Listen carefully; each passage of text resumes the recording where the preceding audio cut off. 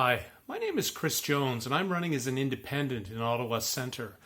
I've made this video because I want to introduce myself to the voters of Ottawa Centre and to tell you a little bit about the reasons why I've chosen to run as an independent.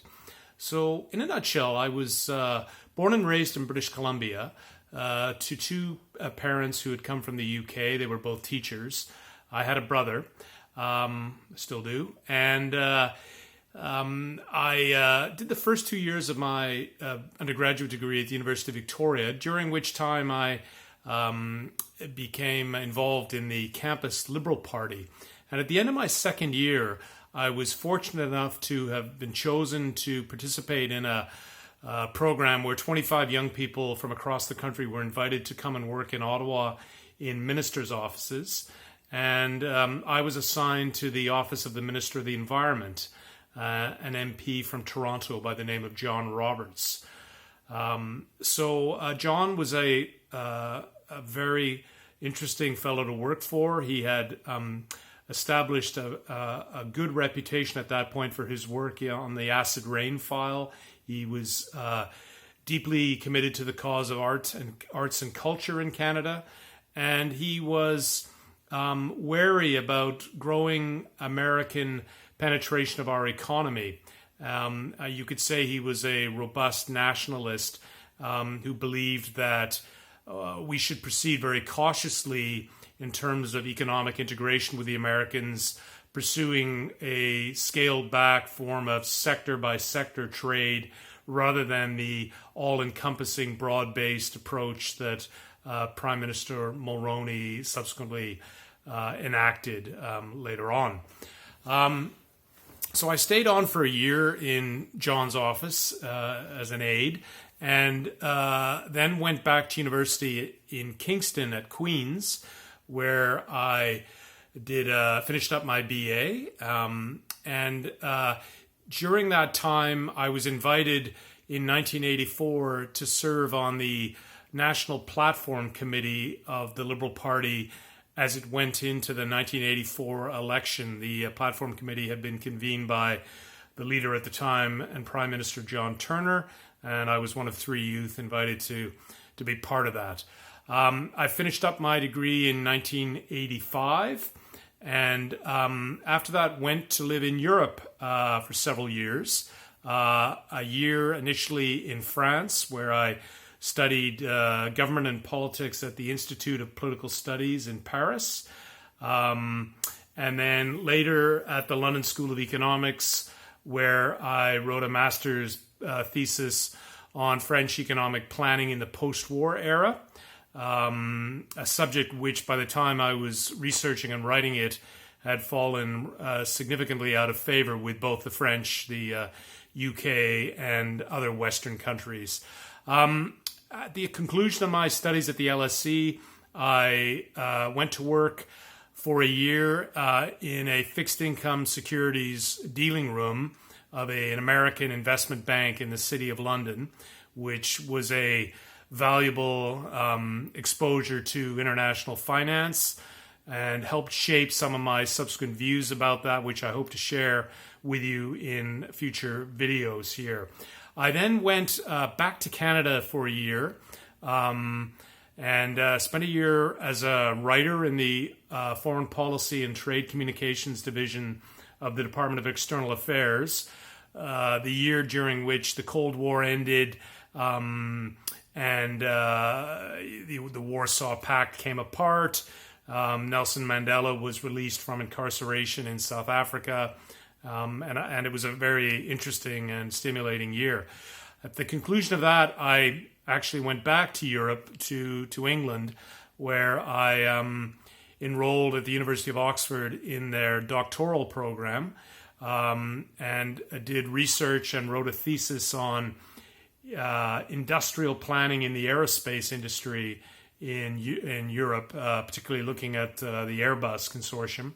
Research was funded by the Social Sciences and Humanities Research Council of Canada. I taught briefly at the end of my doctorate in France at the American University of Paris before concluding that the 7 years I had spent in Europe at that point was long enough, and that it was time to move back permanently to Canada. My wife and Philippa and I moved to Ottawa once again, and I decided not to pursue an academic career, but instead I went to work on Parliament Hill, this time for the leader of the New Democratic Party, Alexa McDonough. And in that role, I had various duties, some of which included preparing the briefing for the daily question period, accompanying her on some travel, and doing research on various subject matters that were relevant. The reality was, though, that the early mornings and long days were not particularly compatible with me being a new father, and I left after 2 years. I moved at that point to work in the field of association management from 1996 to 2016, and I tried to work in those sectors that I felt comfortable with and had an affinity for, and so I worked in the railways, tourism, sport sectors, eventually becoming CEO of a not-for-profit that was promoting physical and health education for children in the Canadian school system, which I did for 4 years. I did some consulting work in 2017, and then this year ran a program to assist families suffering from food insecurity in the Westboro and Wellington West neighborhoods of Ottawa. I did this with a number of wonderful volunteers who assisted me in that role, and I learned a great deal from them and from the clients of the program. I'd always wanted to pursue elected office, but had not done so prior to now because I felt that I could not justify it with 3 young children, given the demands on one's time that role makes. But now, with only one left in the secondary school system, I felt it was appropriate to take the plunge. I'm doing so as an independent because of the time I've had over the last several years to read, reflect, and think about the state of Canada. And I believe that there are 3 critical but far-reaching changes that are now absolutely necessary for us to adopt. And I was not convinced that the mainstream political parties were prepared to embrace those changes for various reasons. Through the time that I have now spent canvassing and campaigning in this election, talking to people on the doorstep, and particularly to young people, I now am more convinced than ever that I took the right decision, and that many of these views and beliefs are shared by a growing number of Canadians who feel let down by the status quo. And I now am of the view that however well-intentioned, that the incremental tweaks and changes that the mainstream parties are proposing to the status quo will not be sufficient to address the scale and scope of the multiple environmental, financial, and public health crises that we currently face. So with 3 children, 2 of whom are entering young adulthood, I felt that I could not seriously leave these issues unspoken about, and I wanted to do my part to bring about meaningful change while I still had a fair bit of energy and drive, and while my commitment to do so was strong.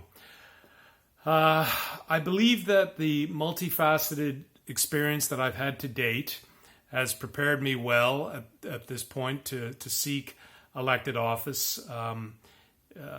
My time as an advisor on Parliament Hill, as an association executive, as a father, and as someone who has sought to serve others.